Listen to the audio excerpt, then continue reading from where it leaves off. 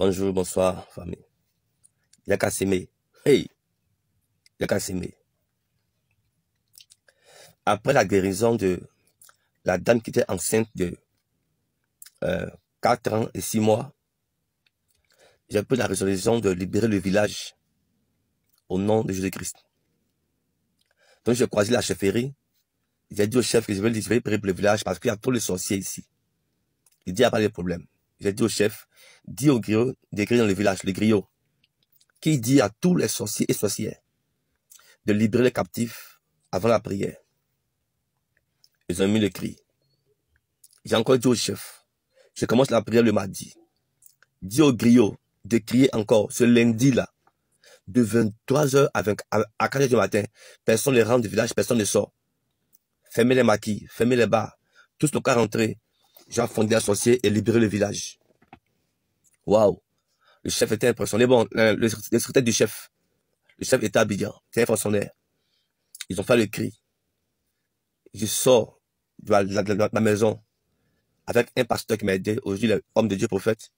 Je rentre dans le village. Un silence total. Hey! Boutique fermée, maquis fermé, tout. Vraiment, la jeunesse du village a respecté l'ordre. Je devais faire le combat avant le jour. Pourquoi? Le Seigneur Jésus nous a enseigné que est-ce qu'un homme peut rentrer chez un homme fort, reprendre ses biens, sans avoir auparavant lié cet homme fort? Je vais sur un territoire où les sorciers ont bloqué des vies, on fait des prisonniers. Donc je ne pouvais pas lier ces forces-là, les mettre en déroute, avant de libérer l'âme ou la vie des gens. C'est ce qu'il a fait. J'étais seul dans le village avec le prophète Bawa. Tout le monde dormait. Hey, le combat était spirituel. Vers 3h du matin, il y a un vieux qui est sorti du village, un vieux. Père à son âme ou père à son âme. Mais ceux qui vont sur la vidéo, je donne son sinon. Son nom c'est Bataillon. L'un des redoutables sorciers du village. Il est sorti physiquement à 3h du matin. Il dit, mais le vieux, tu fais quoi ici? Il dit, yo, qu'est-ce que là-bas? Les menteurs. Il dit quoi, moi, menteur? On dit de ne pas sortir, toi tu sors. Je te donne 6 jours. Tu vas tomber. Il dit, hey, je n'ai rien dit. Vers 5h, 6h, ils ont fait venir des jeunes à la chefferie. Ils m'ont fait appel. Il dit, mais il y a quoi? Ils ont dit que ces jeunes-là, ils ont vu des géants dans le village. Ils sont des anges qu'ils ont vus. Donc, ils sont tombés en syncope. C'est un couple. Voilà, des jeunes qui partaient faire les bêtises là. Donc, c'est après leur repris de conscience qu'ils ont expliqué cela. C'est là que j'ai compris que les anges étaient dans le village ce jour-là. Hey, pour frapper les ténèbres. Je vous dis, quand il a fait jour, j'ai dit aux gens que j'ai vu vos sorciers là. Mais dans 6 jours, c'est fini pour lui. Et le 6e jour, il est tombé. Il est monté. Son fils m'a appelé. Prophète, à qui c'est toi? Je dis oui. Il dit, Dieu t'est béni. Son fils m'a béni. Imaginez-vous. Quelqu'un que son père tombe et puis m'est béni. Il a fait des dégâts. Dans le spirituel là. Quand habillé, brillant, là-bas les forces échouent là. C'est lui on envoie. Donc son nom spirituel était Bataillon. Mais il a fléchi ces jours-là. Yes. La même semaine, il a commencé la prière. L'un des redoutables sorciers encore a décidé de m'affronter lui aussi physiquement. Plusieurs ont vécu la scène. J'étais dans le centre culturel du village. Je priais. Le gars, il veut rentrer. Il fait tapage au fait. Qui va finir avec moi. Il va me tuer. Donc les gens l'attrapaient. Les gens l'empêchaient de rentrer dans la salle. Quelqu'un m'a approché, il m'a dit, homme de Dieu, il y a un vieux là-bas, il dit, il va te tuer. Il dit, mais bon. Il m'a dit que, on dit que c'est un sorcier. On dit, bon, faites-le rentrer. Le gars, il est rentré. Il y a eu du monde, plus de 1000 personnes ce jour-là, 1000 et quelques personnes, la salle était remplie. Le gars est rentré. Et puis, il se gonflait comme ça. Il me regarde la chair, il me dit, il m'a garant. Et moi, je prêchais, je souriais. Il allait s'asseoir. J'ai fini de prêcher, je priais pour les gens. Les gens étaient en rang. Lui aussi s'est mis dans le rang aussi. Les gens s'approchent, il s'approche. À son niveau, face à face, il a soudé Simon, il m'a serré comme ça. Quand il m'a serré, il a reculé. Il s'est bloqué comme ça. Il va tomber, mais il va tomber. Il s'est relevé encore. Il a commencé à trembler. Il va tomber encore. Il s'est bloqué. Hein? Le vieux ladin. Il a fait encore. Troisième fois, il est tombé.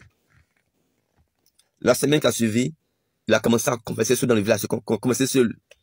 Je suis sorcier. J'ai tué tant. Sa femme est aveugle. Il dit que c'est lui qui a mangé l'œil de sa femme. Après une semaine de confession, le vieux est devenu aveugle et muet. Ils m'ont fait appel, je vais chez lui à la maison. J'ai tiré en bas de son lit des machettes remplies de sang et des poils de mouton dessus. Frère, du sang frère. Il parlait pas haut. J'ai reparti à Abidjan. Sa bouche est déliée encore. Il a confessé encore. Confessé. Il y a un, il dit que s'il dit ça là, il ne croit pas que le village va l'enterrer. Confessé. Il y a un, il dit que s'il dit ça là, il ne croit pas que le village va l'enterrer. Et le vieux a gardé le secret, ça, perd son âme. Il a qu'à s'aimer la suite. Donc les prières ont continué. Nous prions les soirs de 21h à 0h. Et plusieurs pasteurs qui sont levés me critiquaient que non, je suis un sorcier, je suis un démon. D'autres même sont permis à m'appeler Zérédie 2. Plusieurs pasteurs ont intégré les fidèles de venir prier les soirs. Ça, c'est une erreur grave, pas jalousie. C'est un pasteur qui m'a fait appel. Il m'a dit, homme de Dieu, la fille qui était enceinte de 4 ans, 6 mois, a fait 1 an chez moi ici. Mais si Dieu est passé par toi pour la guérir, c'est qu'en toi, il y a une grâce. Prie pour moi. Et je prie pour lui. Il n'y a pas honte dedans. Je dis à tout le monde au programme, faites venir le sable dans vos maisons, de vos maisons. Avec ce sable-là, tous les sorciers de vos familles qui ont tué, qui ont versé le sang, eux tous seront punis, eux tous seront corrigés. Mais avant, je demande la perdition à chaque parent, vos OK. Demandez à vos frères et vos sœurs. Allez, voir vos parents sortir, mettez-les en garde. Soit ils se repentent, ou ça passe. Alors, au nom de cela, plus ces parents venaient me voir où j'étais logé le matin, pour se confesser. Comme de Dieu, vraiment, faut m'aider. C'est ma tante qui m'a initié. J'ai tué 29 personnes, j'ai tué 300 personnes, j'ai tué 400. Chacun venait se confesser. Et quand je confessais, j'allais parler du Seigneur, il acceptait, je priais. Ils acceptaient, je priais pour eux, pour elles, et elles faisaient la prière. Là, je ne les montais pas en public. Voilà comment je fonctionne. Je leur ai dit, si le sable là vient ici, il n'y a plus marche en arrière, machine arrière. J'ai commencé la prière. Les sorciers pour vous tuer, ils prennent votre argent, vos photos, vos vêtements, les éponges, les serviettes, l'empreinte des pieds. Avec le sable, je leur ai dit ceci. Avec ce sable-là, tous les sorcières qui ont une fois marché sur le sable de ce village, qui ont une fois tué, ils vont tomber. Mais c'est simple. Quand tu as un champ ou de l'argent, et que tu dis qu'il est perdu, qui dit que l'homme qui a pris mon argent ou volé ma banane là, ceci n'est pas du village, ceci ne mange pas banane, qu'est-ce qu'il a fait là, il va réussir. Mais s'il boit l'eau et qu'il a volé ça, il aura telle chose. Même si la personne ne connaît pas Dieu, le sort va agir. C'est légal, c'est spirituel. Ils ont pris le sable. J'ai déclaré dessus, Seigneur, dans ce village, tous ces sorcières qui ont versé le sang, qui ont tué, qui ont livré, ils sont enterrés dans ce sable-là. En frappant ce sable à terre, que tout soit frappé. Je compte à 3, tout le monde, bouffe, on frappe à terre. La semaine qui a suivi, c'est gâté. Des pleurs dans les maisons. Les wayo.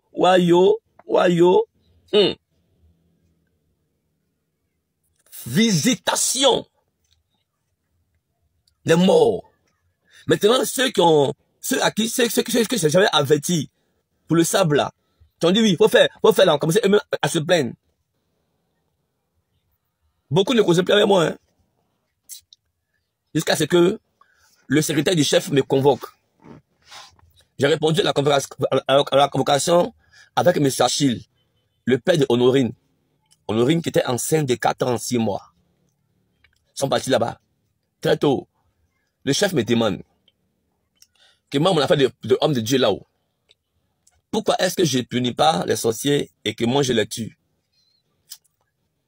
M. Achille a pris la parole. Il dit, mais l'homme de Dieu n'est pas un maître pour punir les sorciers. Et c'est pas lui qui le fait, c'est Dieu qui fait au travers de lui.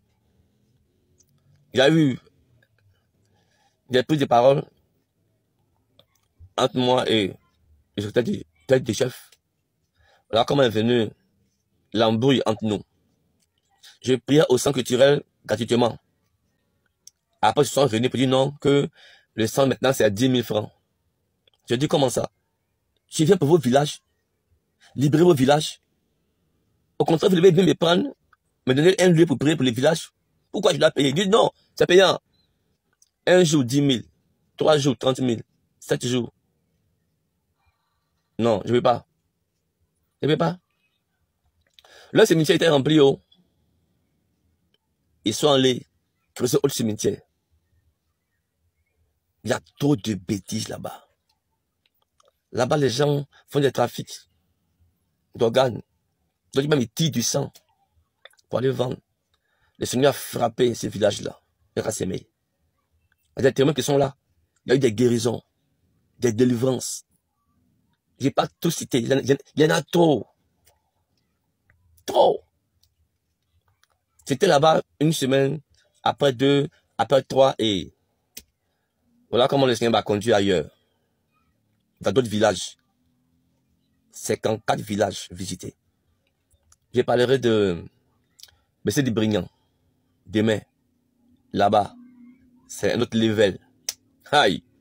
Jésus est Seigneur, les gars. Jésus est Seigneur. D'autres ont dit, mais pourquoi est-ce que tu donnes ultimatum au social avant de venir?